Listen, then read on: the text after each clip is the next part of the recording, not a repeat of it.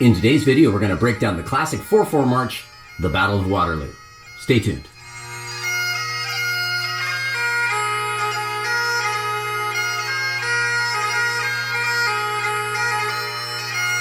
Well, hello everybody, I'm Matt Willis Bagpiper, and on this channel I make videos to make you a stronger and more confident piper. If you like this kind of content, please think about giving the video a like and subscribing to the channel.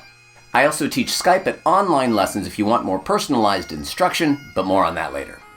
Today we're going to be breaking down the first line of the Battle of Waterloo, a classic 4/4 march using the award-winning classic breakdown method. And what is the classic breakdown method? We're going to take a 4/4 and we're going to open it up, slow it down so that a quarter note that would normally get 1 beat is now going to be written as a whole note getting 4 beats, turning a 4/4 tune into a 16/4 tune. Now the 16/4 part doesn't really matter so much. What does matter is that we're going to take all of the bits of the tune and spell them out so that you can see them clearly and accurately and see where the timing of all the ornaments and everything comes from.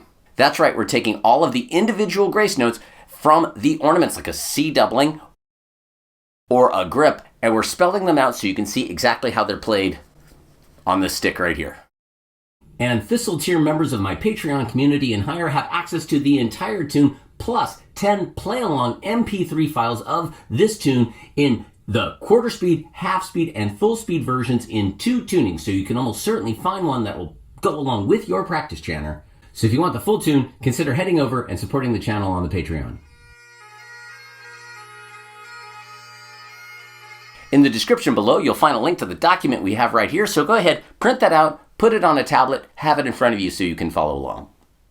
This version here starts with an E, and we're going to do a G grace note to A. So 2 beats on E, G grace note down to A, and then the very next part of this tune is a spelled out tarlua.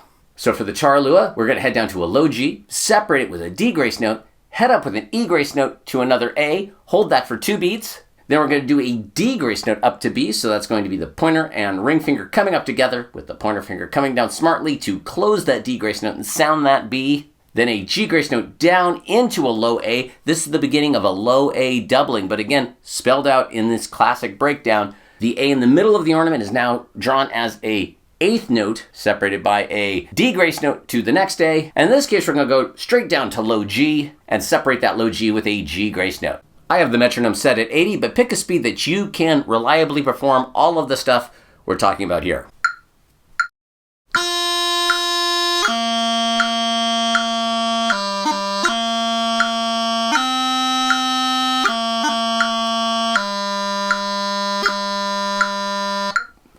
From there, we're going to go up to an A, so just lifting the pinky before doing a grip to a C. So from A, we'll head down to low G, separate with a D grace note, up to a C, making sure both of these raise together smartly and that we don't have a run up.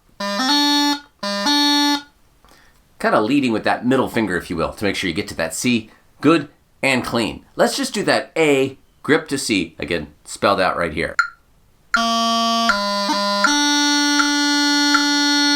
From C, raising up to a D, just the pointer finger up, before doing the big ol' switch G grace note to E, a complicated but common switch on this instrument. D, top pointer finger, top ring, and pinky up before lowering the top pointer finger and bottom 3 right here.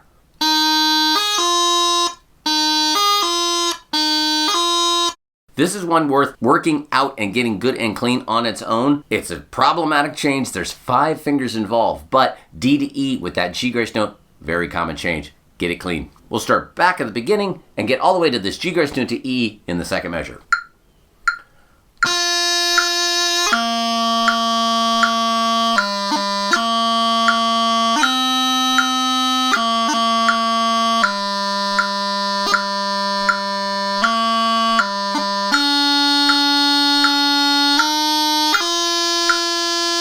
And for anyone just starting on this tune, if 80 feels too fast, slow the metronome down or don't even use the metronome in these earliest moments as you get all the note changes down. Pick a speed that works for you to keep it clean. From E, we're heading down to C, so bottom, middle, and ring up, top ring and pinky down. And then we're going to do a light D throw. Now in this series, I break all of my D throws down into light D throws. I find that heavy D throws are just more difficult to spell out in this more open format, and it's good to have both under control, but at a slow speed, the light D throw is just easier to play. For the light D throw from C down to low G, up to D, down to C, and back up to D, and that'll end this phrase. The next 3 notes are actually pickup notes to the next phrase. Let's try this first phrase of the Battle of Waterloo at 80.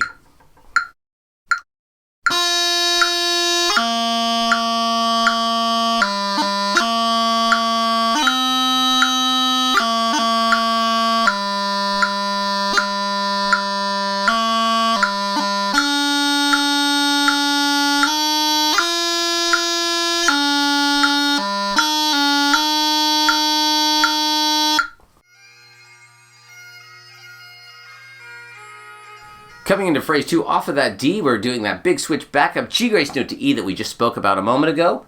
We'll hold that for a beat and a half before heading up to a half of a beat, an 8th note F, and then a 2-beat high G. Then we're getting to a spelled out high A doubling starting line 2 in this case. So from high G up to high A, so thumb off, ring finger down, and then we'll swipe the thumb to separate that high A half a beat in, and then hold that high A for 2.5 beats.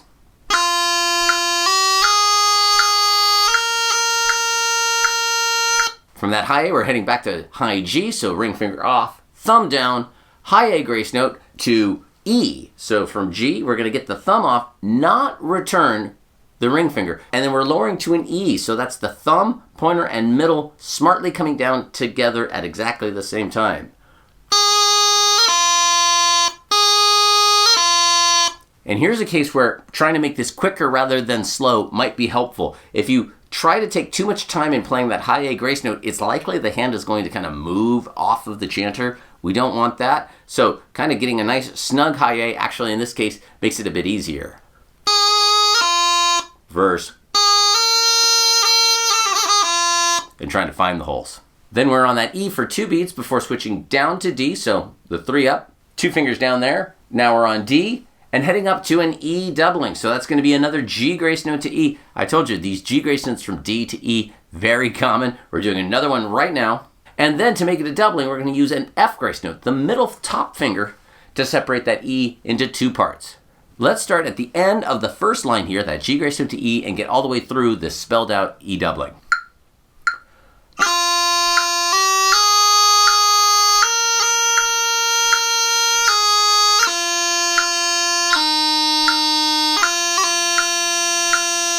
Then from that E, another switch back down to a D. Lots of hand switching in this particular tune.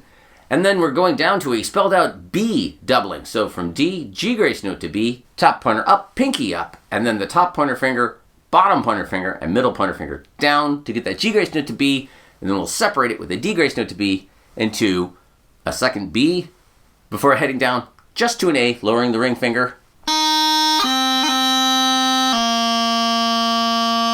And then one of my favorite parts of the tune, we have a whole bunch of rattly, big ol' low Gs. There's not enough tunes, in my opinion, that have really powerful, commanding low G melody notes. This one's awesome. So from that A, G grace note to low G, we're going to hold that for 3 full beats before doing a D grace note on low G, and then finally an E grace note on low G. Then up to an A before going into a spelled out low G doubling. One of the rarer doublings, but again, a really powerful and great sounding one.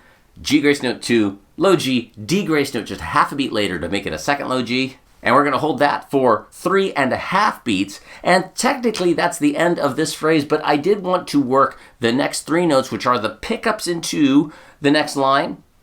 I just thought it'd be useful to work on these. So from low G, we're going to make a big ol' switch up to E, G grace note up to E, switch to D, and then down to a B. So let's start actually this time right on that low G, starting this measure and trying this whole measure at 80.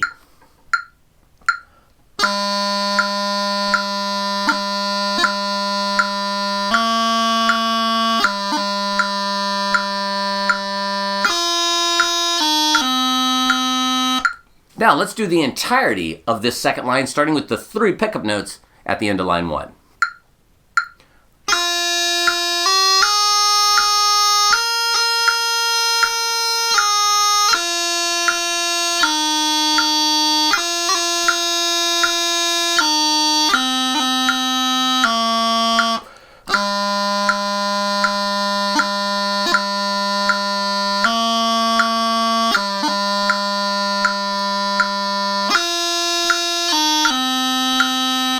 And that takes us into the next phrase of the Battle of Waterloo, which is beyond the scope of this particular video. But if you wanted the whole tune spelled out for you in this exact same way with play-along MP3 files, head over to my Patreon and sign up at the Thistle level, or you could head to the link you see right here and purchase just this very tune. You'll get 10 play-along MP3 files at multiple different speeds, a 16:4 version, an 8:4 version, as well as the full version in a few different tunings. And all of it, of course, spelled out in a 4-page PDF, so go check that out.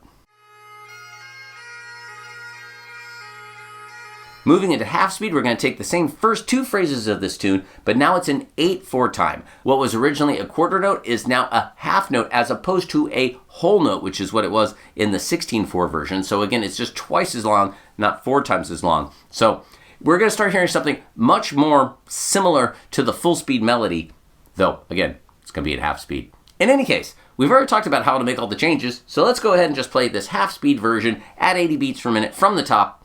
Hear how it sounds.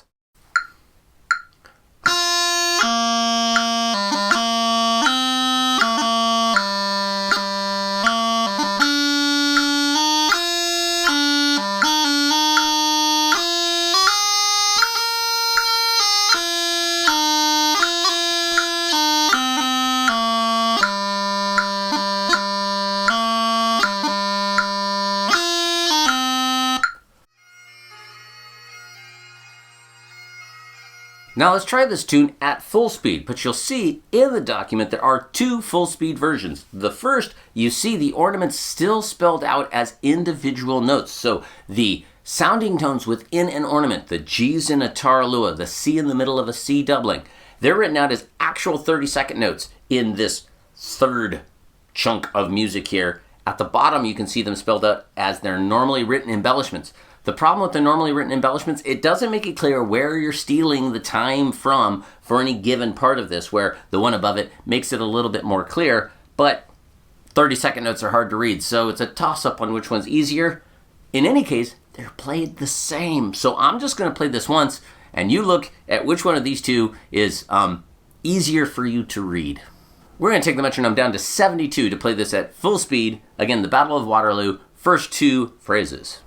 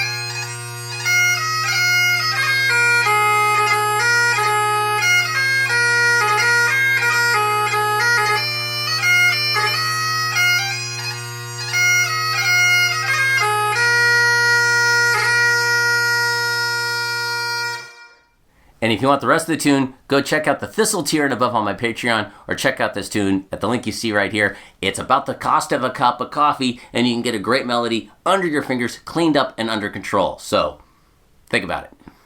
There you go, everybody. The Battle of Waterloo, fantastic tune, one of my favorites. Big, rattly, low G's, using that subtonic 7th tone that is a full step away from the A. Yes, using the full mixolydianness of our scale. Yeah, bunch of theory gobbledygook right there. In any case, it's a cool tune and one that you'll enjoy playing. Well, thank you so much for watching, everybody. If you enjoyed this video, think about giving it a like, commenting below with any thoughts you might have, and subscribing to the channel. I also have a line of bagpipe merchandise like this shirt you're seeing right here, but I also have this wonderful Highland bagpipe ornament tree you see right over there. There it is. And that has every Highland bagpipe ornament you're likely ever going to run into spelled out for you, showing you the timing and everything else in a wonderful looking either wrapped canvas or poster. Think about picking one of those up. I also teach Skype and online lessons. Go ahead and head over to www.commandyourbagpipe.com and we'll get you going. I'm working with folks from all over the planet, and I hope to work with you soon.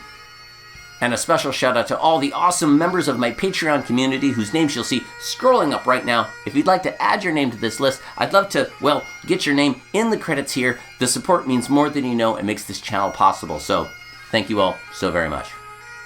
Well, again, everybody, I'm Matt Willis Bagpiper, and until next time, cheers.